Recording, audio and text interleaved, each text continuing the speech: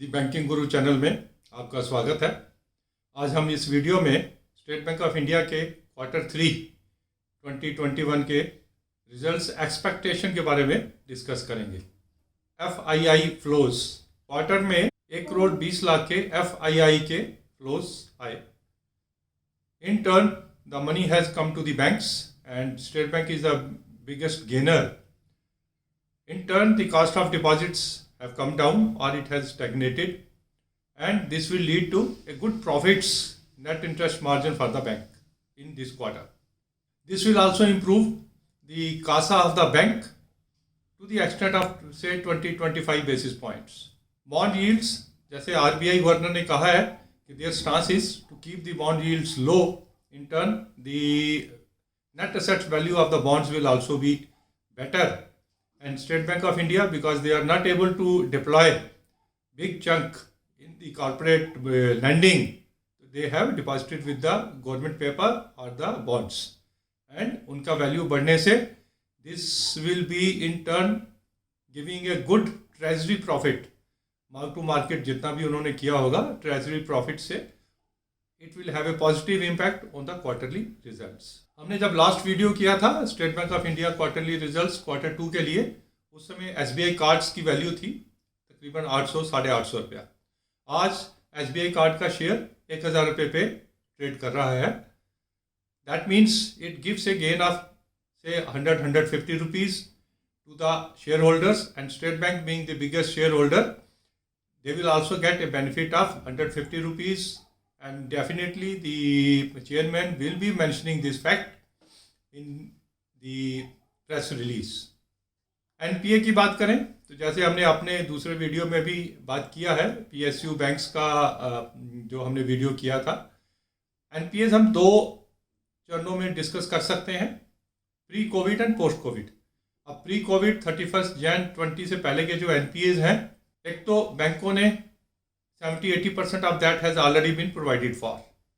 Secondly, huge amount, the billions of dollars is held up at the courts.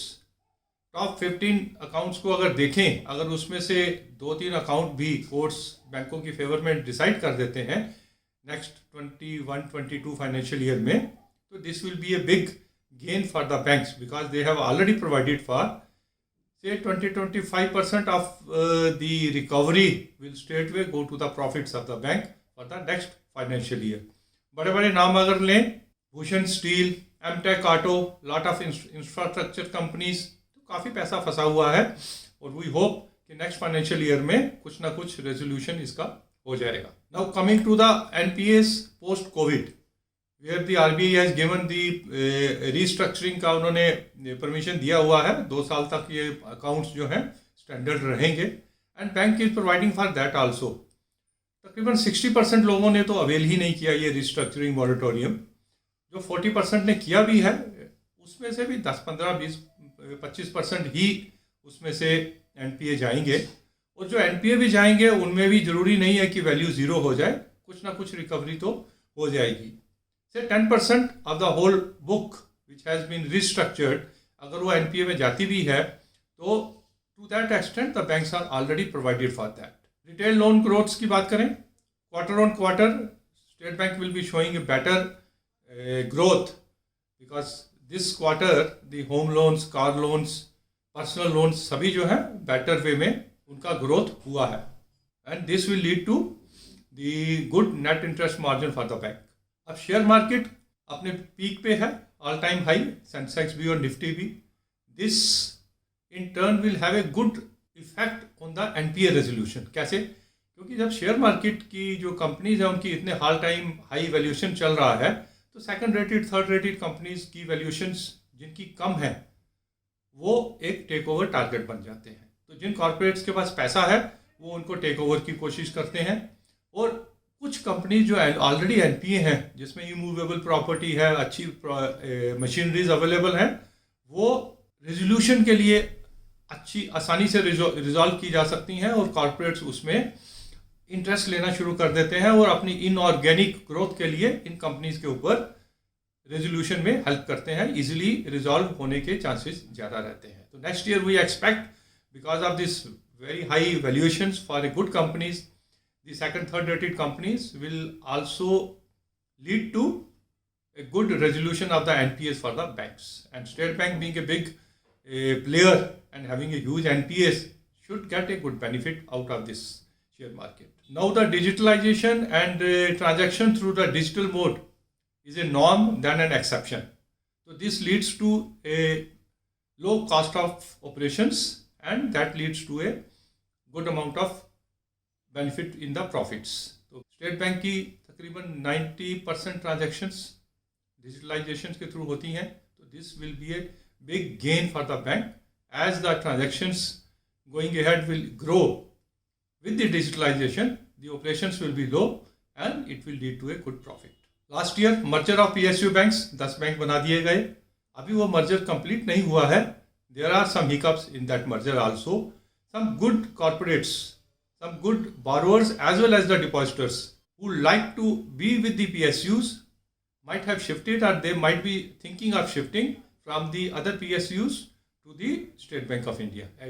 कुछ अगर negatives की बात करें तो सेकंड वेव ऑफ कोविड कुछ कंट्रीज में आई है. वी होप कि that will not expand and अगर कहीं एक्सपैंड हो जाती है and it comes to India also तो neither our borrowers nor our banks nor our economy is ready for that. That is a big risk that should not happen. Some countries have again gone for the lockdowns.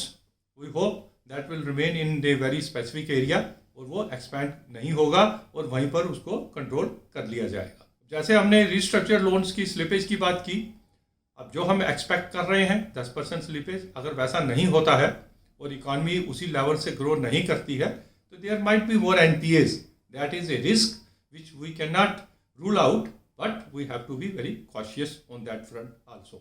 All in all, this quarter will be good for State Bank of India and the banking industry as a whole. And हमने state bank की एक initially video किया था जिसमें तकरीबन 170-180 पे state bank का share हमने रिकमेंड किया था. आज 280-290 पे है. थोड़ा कॉस्टली तो ज़रूर हो गया है, but any correction in the market we can buy. say 250 के करीब अगर आ जाता है तो we can again buy and add if we have not already added in our portfolio. and इसकी immediate value 300-350 रुपये तो आराम से हम आंक सकते हैं. और मेरी विश लिस्ट तो ये है कि स्टेट बैंक की अगर इंट्रेंसिक वैल्यू सभी एनकैश की जाए तो 500 रुपये का शेयर ये होना चाहिए which over a period of time से 2-3 सालों में डेफिनेटली हो ही जाएगा. तो all the best to all the viewers. अगर आपको ये एनालिसिस अच्छा लगा तो अपने फ्रेंड्स एंड रिलेटिव्स को भी हमारा ये चैनल रिकमेंड कीजिए, सब्सक्राइब कीजिए ताकि हम फ्यूचर में भी आपके लिए अच्छे वीडियोस फाइनेंशियल एंड बैंकिंग के ऊपर एनालिसिस करके आपके लिए लाते रहें. Thanks a lot.